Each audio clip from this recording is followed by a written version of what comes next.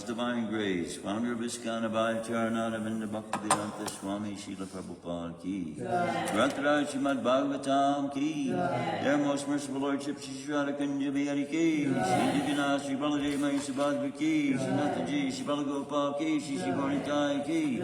Nitai Gu Premanandi. Oh, glories to the assembled devotees. Oh, glories to the assembled devotees. Oh, glories to the assembled devotees. Oh, glories to the Lord Spirit of Shri Guru and Shri Gauranga. We are on text 8, is that correct? Om Namo Bhagavate Vasudevaya. Om Namo Bhagavate Bhagavate Vasudevaya.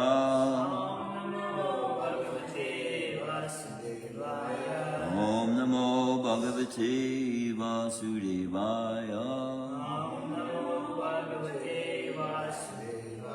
Narayanam Namaskritya Naram Chaiva Narottamam Devim Saraswatim Vyasam Tato Jayamudiraya Nasta Prayashu Bhadreshu Nityam Bhagavata Sevaya Bhagavati Uttama Shloke Bhaktir Bhagavati Naishtaki.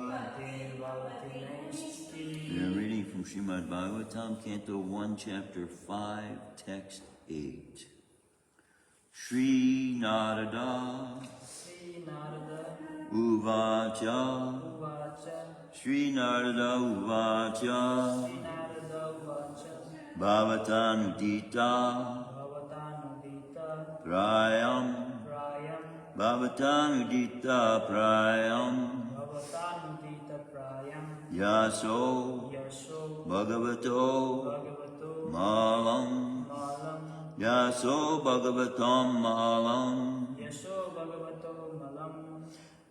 Yena Vaso Na Tushyeta Yena Vaso Na Tushyeta Manye Tad Darshanam Kilam Manye Tad Darshanam Kilam Shri Narada Vacha Bhavatanudita Prayam Yaso Bhagavato Malam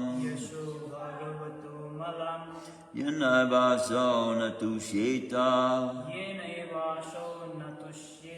Manyeta Darshanam Kilam Shri Narada Vacha Bhavatanudita Prayam Yaso Bhagavato Malam Yenevaso Natushyeta Manyeta Darshanam Kilam.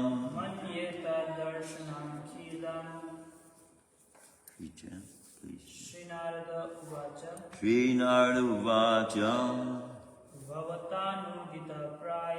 Bhavatanudita Prayam Yaso Bhagavato Malam Yenaivaso Natushyeta Manyeta Darshanam Kilam.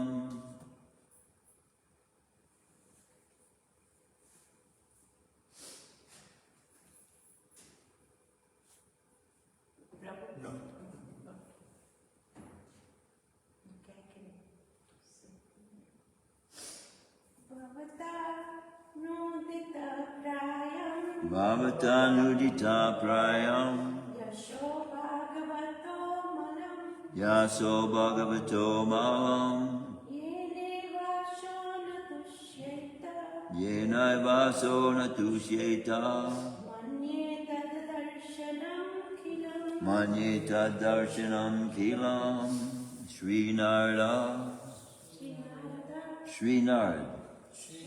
Uvacha said, Bhavata by you, Anudita Prayam, almost not praised, Yasaha, glories, Bhagavata, of the personality of Godhead, Amalam, spotless, Yena, by which, Eva, certainly, Asa, he, the personality of Godhead, Na, does not, Tushyeta, be pleased. Manye, I think. Tat, that. Darshanam, philosophy. Kilam, inferior. Shrinarduvacha bhavatanudita prayam yaso bhagavato malam yenai vaso natusheta manyeta darshanam kilam.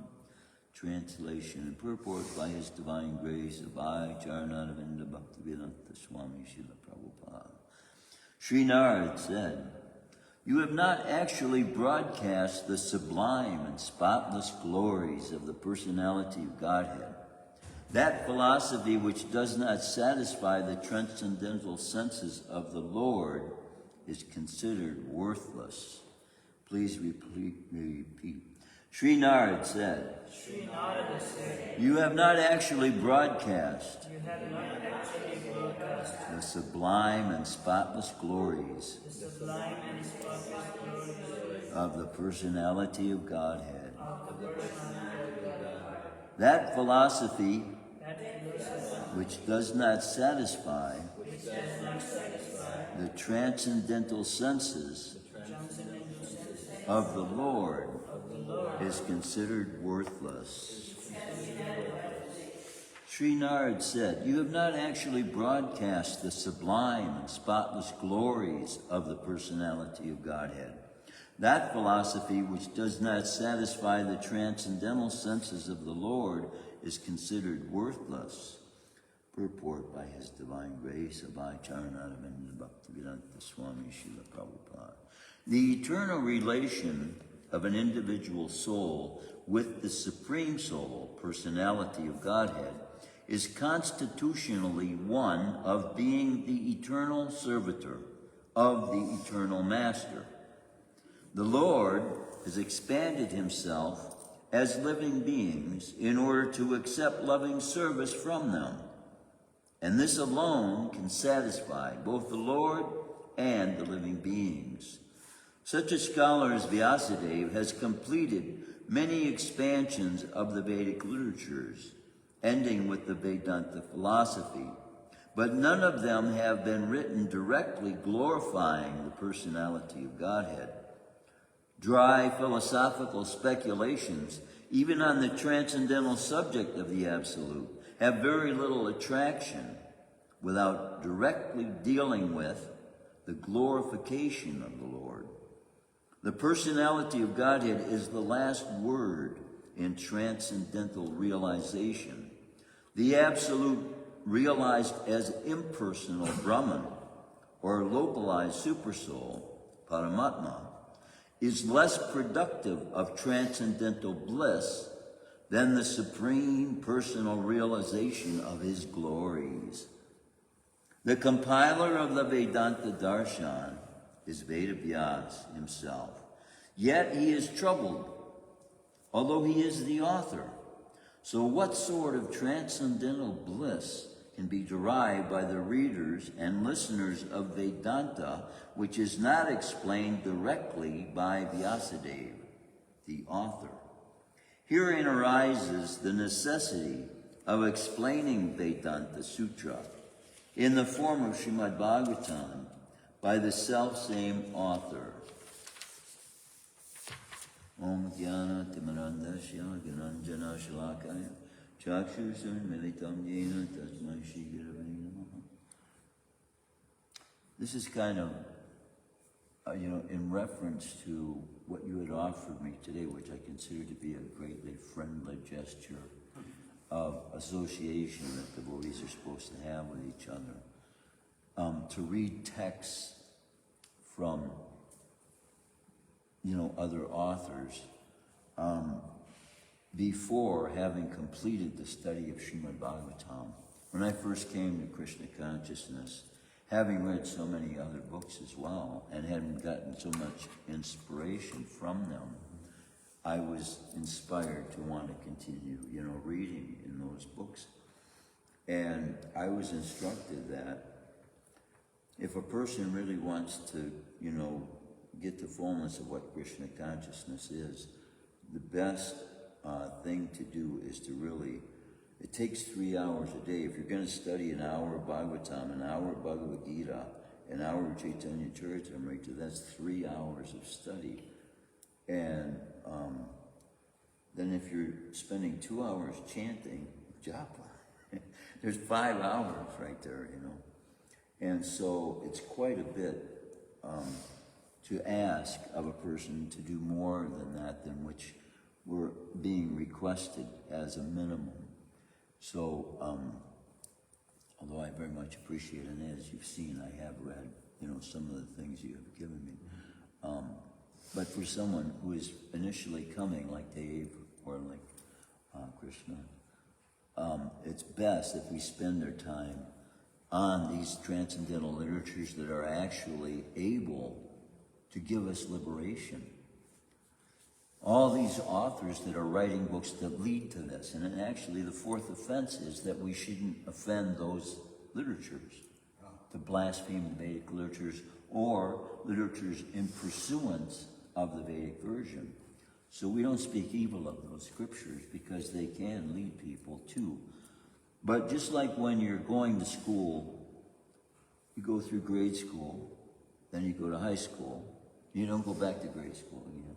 And after grade school, after high school, then you graduate to college, and you don't go back to high school again, you know. Although you may pick up on several subjects here that are of importance that some other author may find.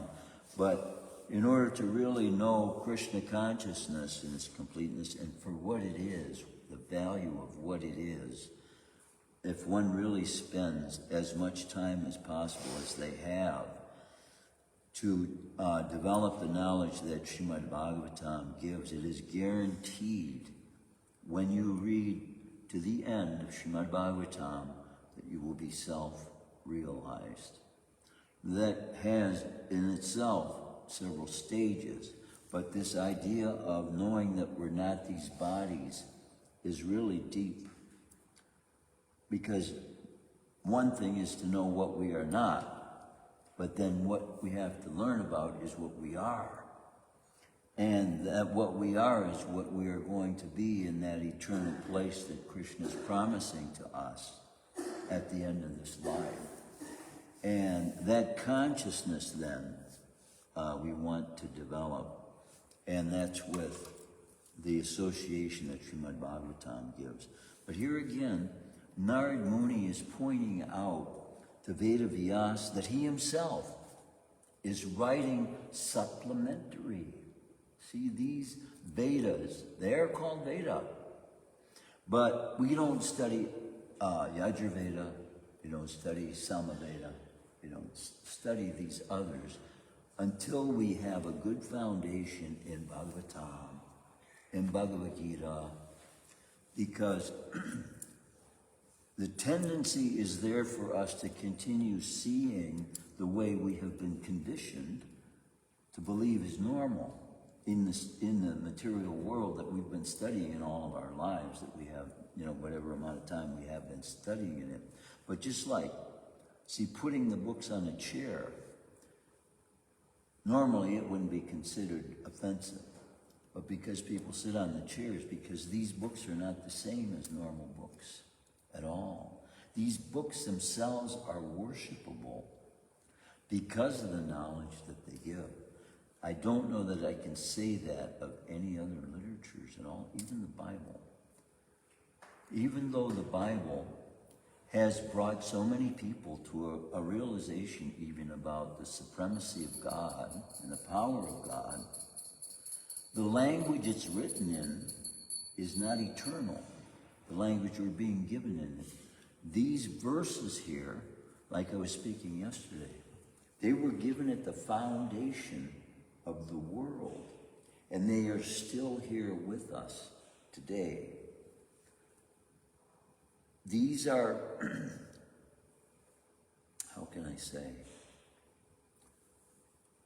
Wow. Transcendental, the term transcendental means it goes beyond. And this application of the term, in fact, means goes beyond everything we know about. Jai Shri Radha Jai Jagannath, Jai Baladev, Jai Shri Bonita. Everything we know about in this material world. And so there is no comparison with the sound vibrations that carry with them the original substance that they are. So when you speak these verses here, the sound vibration that is created by speaking them is the substance that they are, and they give realization of themselves. So, Sri Vyasadeva being the master of masters, everyone who becomes a spiritual master, they are following in the line that he has originated, and he has established from the beginning. So, if he himself, revealing his dissatisfaction with the fact that he has written all of these glorious literatures for mankind to be guided by, and yet it is not providing him the fullness of the satisfaction he feels he needs to have, and he's in question of how that could be, which we ourselves also probably be in question of. We're thinking, how can these literatures be so far superior to everything else that's written in the world? Because it's giving us direct association with the person who is writing it and with the person who the writer is writing about, and all the people. We're getting association from Sukadeva Goswami. We're getting association from Sutta Goswami. And in the lives of those described, these great souls that have been given by Krishna the ability to carry on their spiritual functions in this world for millions of years. Think about that. Is there any other books in the world that you know of that are giving that kind of association? See, so we could go out here and become friends with so many different kinds of people and look at them as our superior and follow in line with all of their instructions and get the same result they're going to get. Maybe they're great people.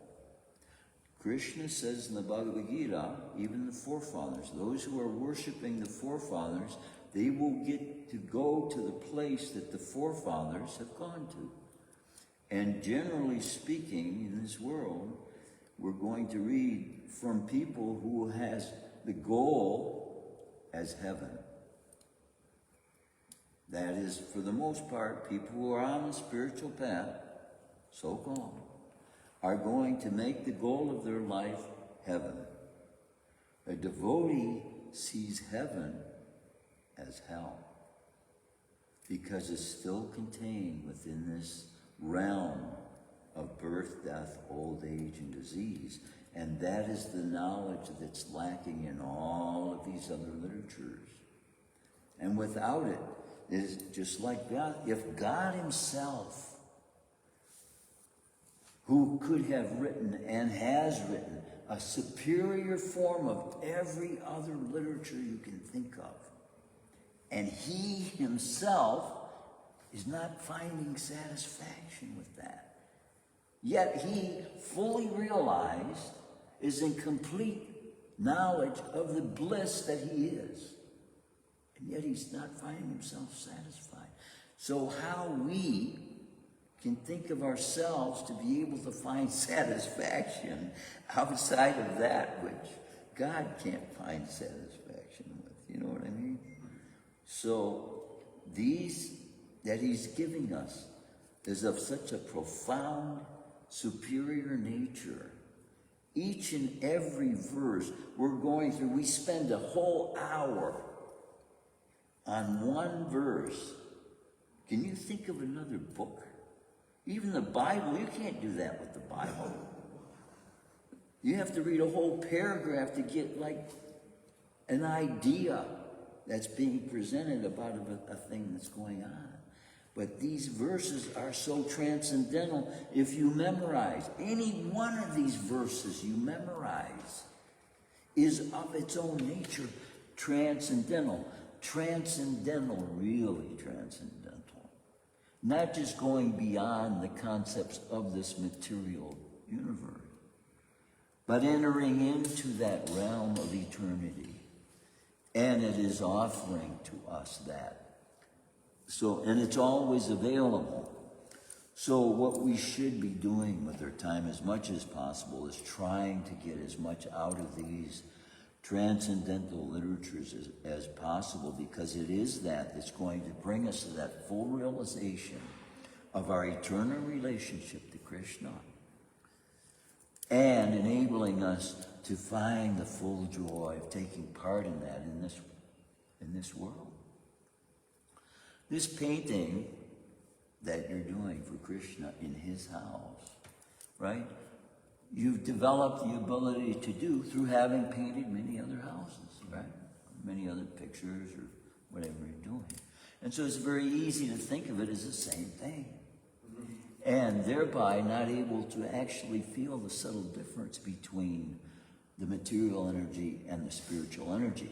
But as time progresses, you will see by the thoughts you have about the activities you engage that were in Krishna consciousness, compared to what experience you were having for those that, you were doing maybe friendship work for, or even working as a job for, there's a difference.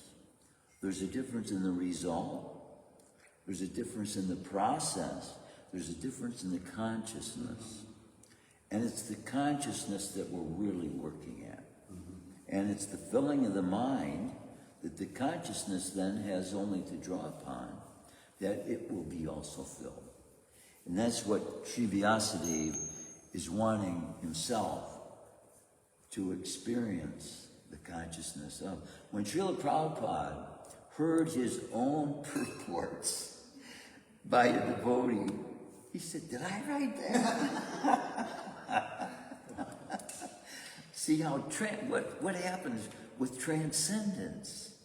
We may write it ourselves and then think, wow, that's pretty profound, because Super Soul with us is giving us constantly. And what these literatures will make us aware of is the fact that he's doing that. Because it's him personally, it's Sri Vedavyas personally, who has written that for us to experience what here he is now. And he saw this before it happened. He saw this before all this came into existence. It's been put into place countless times. The universe is emanating from Mahavishnu countless times. Narad Muni, a similar soul in every universe, gaining by association with the Supreme Person the ability to go and preach everywhere. And so Vedavyas saw this before and set up the stage so he could himself reveal to us how to find the greatest pleasure, how to find the greatest happiness, the greatest satisfaction, and that which is what we will find in the pastimes of Krishna himself, which glorifies God, which is real glorification of God, by knowing things that he has done, because it's so far beyond our own abilities to do. Krishna and Balaram, they jump off of a mountain like 2 miles high or something, just for fun. It's because they want to. We ask, why is the sky blue? Because Krishna likes that color, and peacocks are his favorite bird, so he makes the sky what he wants to make it. It's up to him, So we can read that he's not ordinary. He sets the whole stage for what we take to be the most important experience there is for us to have, because it is at the moment. But he's done this so many countless billions and trillions of times. So he's beyond perfection. We may think of ourselves as capable of performing activities because we've done it so many times.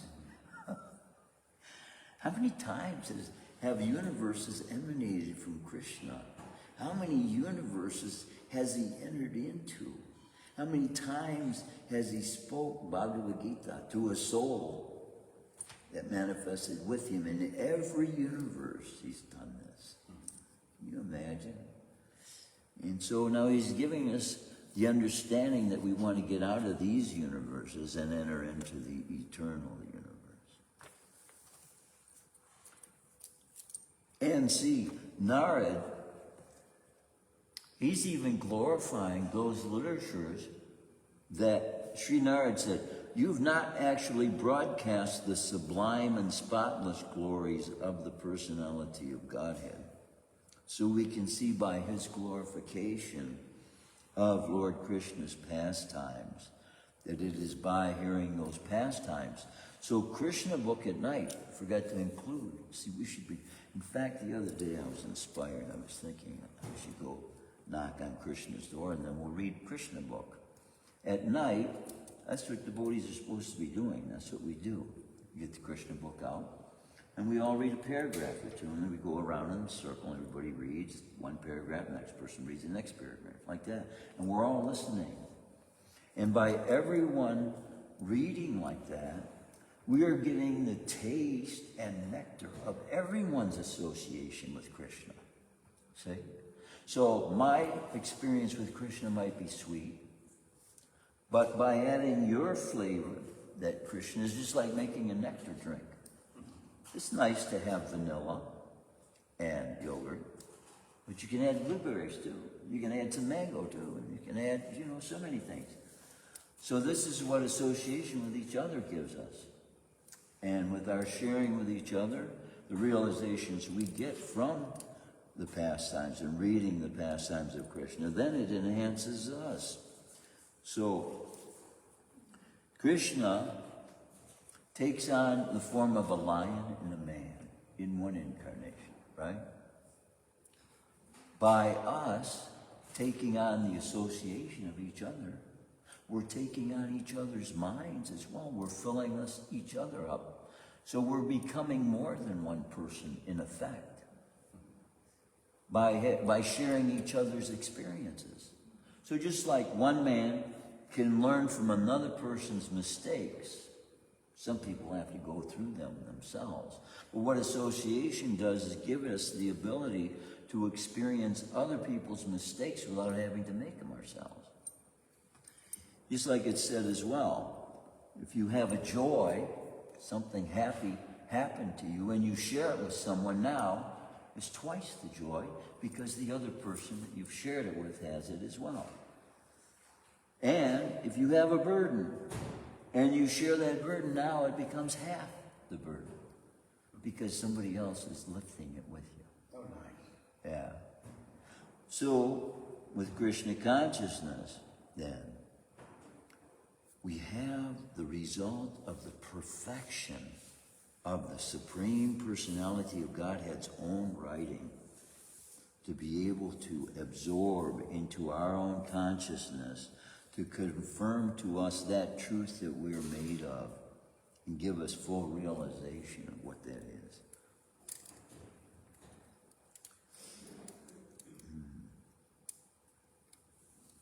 I wish we could, I'm praying to Krishna that we could. Wishing is not so great an activity. But asking Krishna if there is a way that we can gain access to more audience, right? For more people to be able to hear.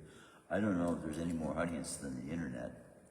But even you're on the internet, there's 3 billion people able to be listening to it, but it's only limited to as many people who are attracted to it. So this is the thing too. With Krishna consciousness, I don't know that there is any subject matter in the English language that can be dealt with that cannot be linked somehow to Krishna, to God. Doesn't matter what it is, because he's the source of everything. And so sometimes devotees have the tendency to think that, we can't talk about this thing, can't talk about that thing.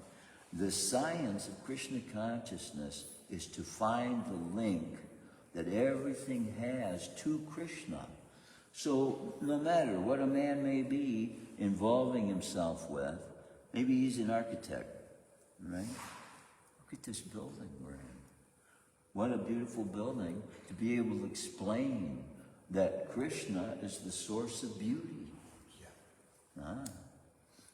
We were talking yesterday. He's the source of beauty so much so that when Shrimati Radharani looks at his face, she can't stop. And the appearance she is getting from the beauty of looking at his face is increasing at every moment. And the same way with Krishna. And so these literatures take on that same nature as well. Because every time you read them, you get a more complete understanding of the inference Krishna is making about these literatures. So you can see in the conversations Krishna has with Shrimati Radharani as well. They're talking about things that can be interpreted as mundane, when in fact they're talking about intimate details about their loving relationship. So, see, we have somewhat of a perverted reflection about that. We talk about suggestive talks and things of that nature. But Krishna gives hints to us, revealing to us in our own lives, here and there, of how he knows what we've been doing. He knows what we've been talking about.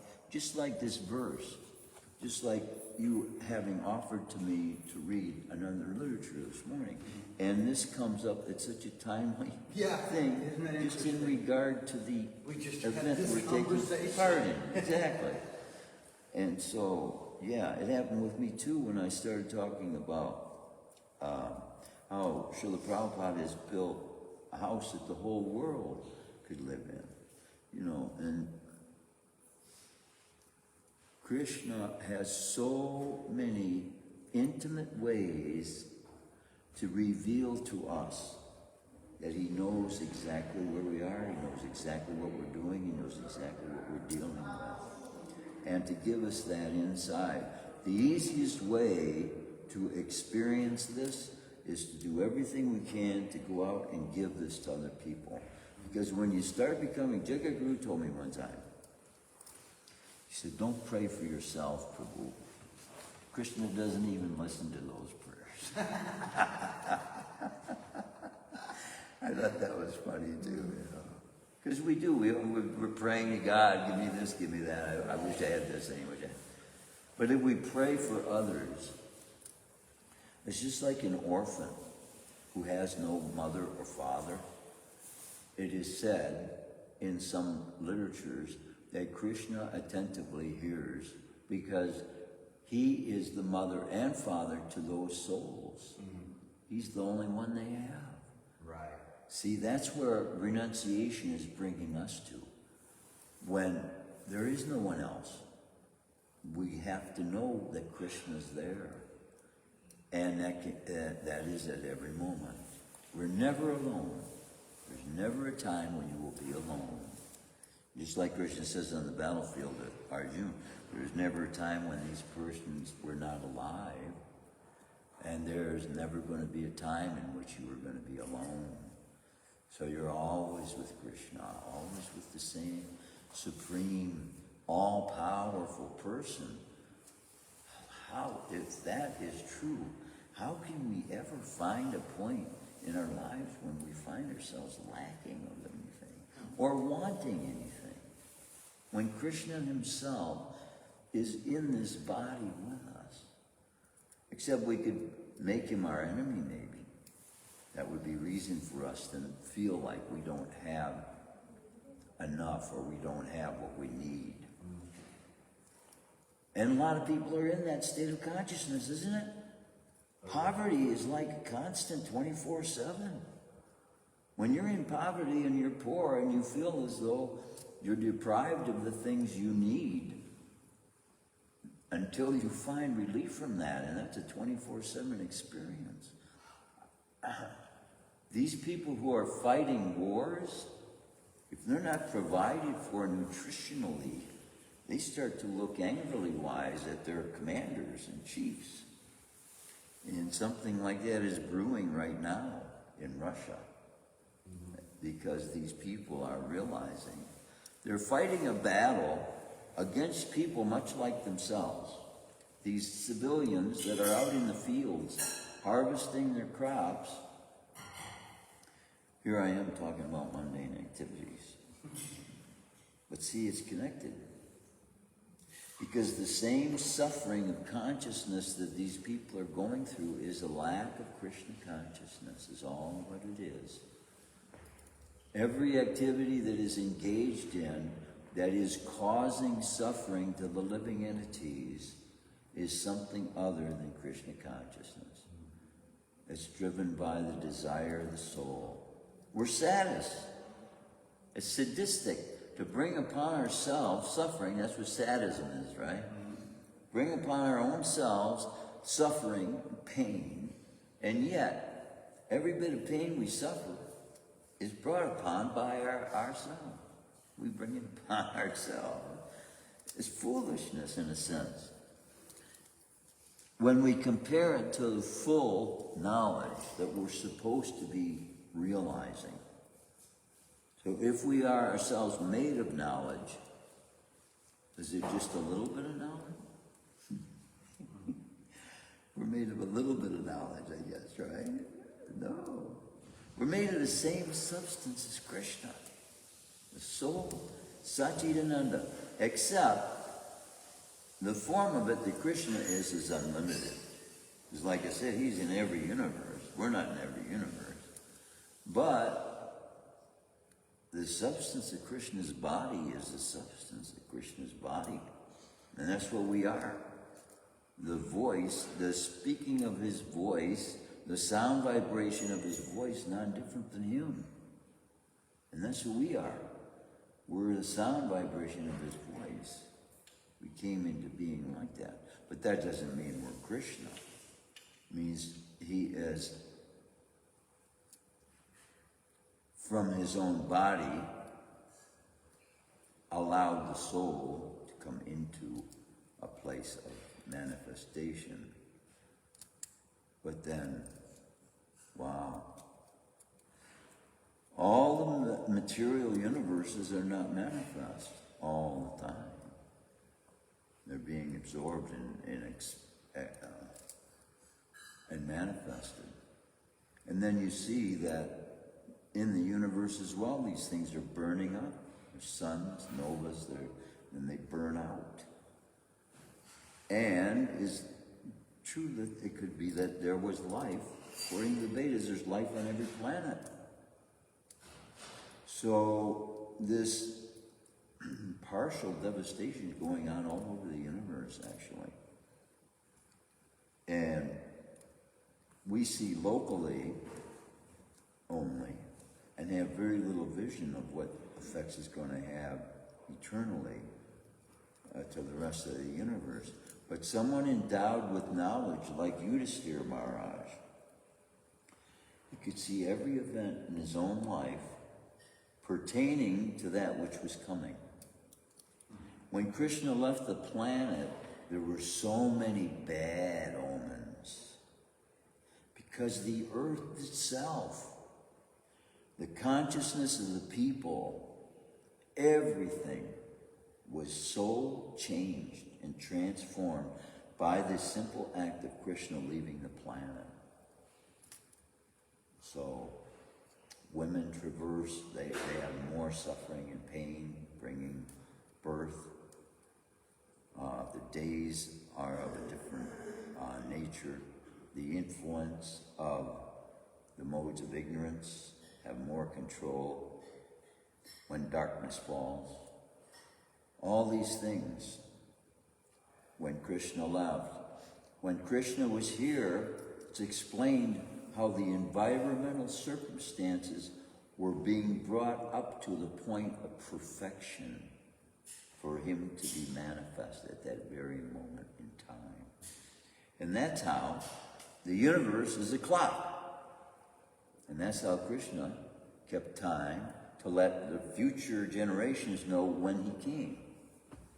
And at that time that he did come, every house described as astrological houses in the universe, was in its perfect place.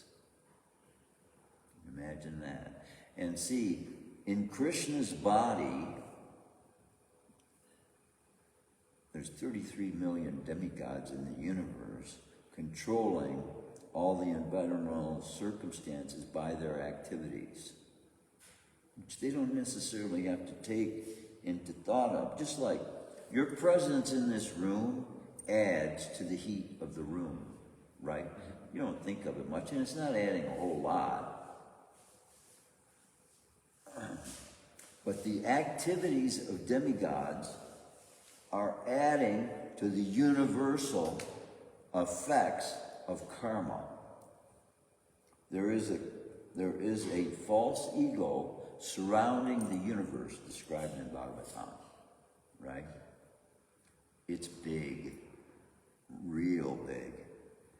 The layers of the universe are earth, water, fire, air, ether, mind, intelligence, each layer being 10 times thicker than the layer before it. And then false ego surrounding the whole thing, the biggest of them all, false ego. See, and that is driving people, controlling people's activities without their knowing it. The modes of material energy controls their sense of ability to see, ability to smell, ability to hear, ability to taste, ability to create sound vibration. It's all force of the three modes of material energy acting upon the material activities, mundane activities of the people given over to the material energy, which is why we want to become completely free of it. And which is why when we become free, we can have free will. We don't have free will until then. Well, we think we do. And the choices we make are made based on our previous involvement with the material energy. And the material energy is binding energy. So it's not freedom that we think we have when we go out into the world and use the material energy for what we think is our own benefit. Money, spending on different things for satisfaction. It's all material energy. And it's keeping us bound here. So, that's why Srila Prabhupada establishing these principles in Krishna consciousness, automatically it happens. You don't have to think about warming the room by your presence here. I'm going to charge up my ions and make it hot. Don't have to do that. It automatically happens. Same thing with these processes in Krishna consciousness. Coming to the morning program, hearing class, reading through the day, chanting, taking prasadam. All these things seem like quote-unquote normal activities, except each and every one of them is transcendental to the modes of material nature and keeps us free from accumulating any more control that those modes already have on us. And as long as we keep abiding in those principles, eventually we become completely free. And then we have free will. People think they have free will. No, not if it's based on the senses of the body. It's not free. It's controlled. So as long as we make ourselves slaves to the body, then we'll be driven by karma. The forces of the false ego is directly connected to the mind, to the earth. Take in the earth, we get results from it. Take into the mind, we get results from it. We drink, we get results in the body. Drink good, you get good. Drink bad, you get bad. Do good, you get good. Do bad, you get bad. Do transcendent. That's what we want. And that's what this study is. That's what the principles are. That's what every practice is in Krishna consciousness. Transcendence. Going beyond the control of the modes of material energy. Yeah. That's freedom. That's freedom. That's what they're all thinking they have. Free. They think this is a free country, right? We can do whatever we want. Except we're fully controlled. Fully controlled to do whatever we want with our tongue and our eyes and our ears and be controlled by them. And that's not freedom. Yeah. And we're not the controllers either if we analyze by that conclusion. We're really not the controllers. Any comments, any questions, any realizations? So you were telling you have to add flavors when you come with the association, you add flavors. So that's the thing I really feel nice about. But the thing is, Prabhu, I feel hesitant about sharing my realizations because sometimes I feel like it might be too fairy tale. Yeah, but you know why? It's because we don't do it enough. Because when we do it enough, when we do it every day, then it's just family. It's just sharing our friendship and our experiences. And that's all it needs to be. Because this friendship that we have with each other, then, when it becomes perfected, we have it with Krishna. He's the greatest lover. We have intimate thoughts about what we'd like with a partner, right? The real partner is Krishna. We want kindness, we want affection, we want satisfaction in life. This is all Krishna we're looking for. And he is with us, there to satisfy that need. But we're not going to find if we're not looking for him all day long. Yeah. We've got to look all day long for Krishna. And then we'll find him. And then we'll be happy. Unlimited happiness. That's what bliss is. Unlimited happiness that won't end ever. It's never going to end. Never going to end. We see what we call people born with a silver spoon in their mouth, right? The rich, the wealthy. But actually to be a child of God and to know that, it's beyond all that. It's more than rich. Krishna has everything. Everything. He owns every universe. He owns everything. My God, how could we be lacking anything, It's amazing when you think about it. And just realization of it. And the more you want to do for Krishna, then the more happiness you get from doing it. Yeah. It's great life. It's really a great life we have here. And the prospects of the possibilities, of the potentialities that we have developing in us, that in the future will be fulfilled. We go to libraries, put little bookmarks in books, drop a book in the shelf here and there.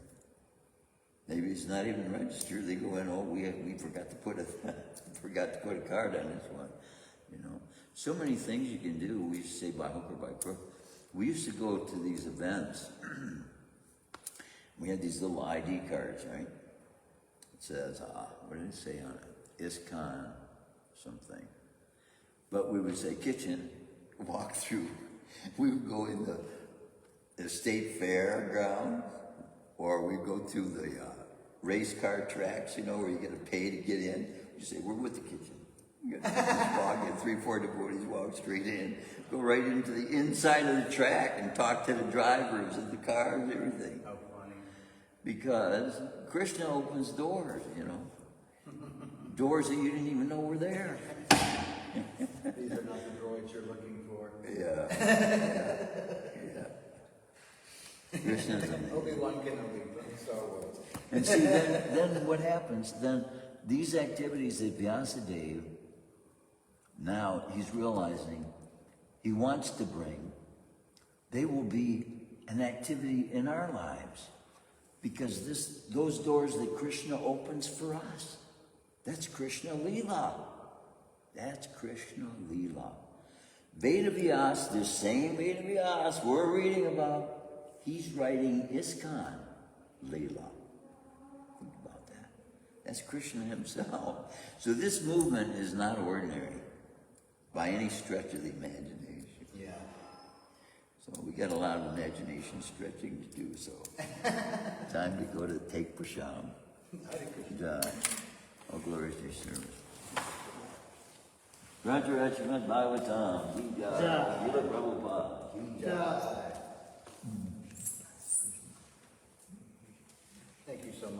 living.